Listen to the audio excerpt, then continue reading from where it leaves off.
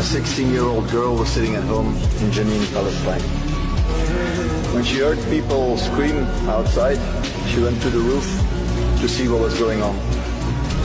And on the rooftop of her own house, an Israeli soldier shot and killed her. 2 bullets to the face, 1 to the neck, 1 to the shoulder.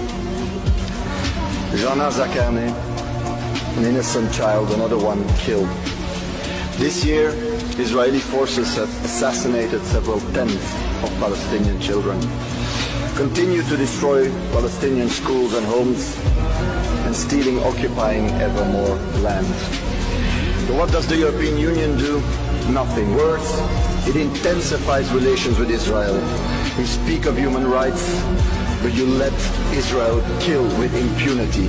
That hypocrisy is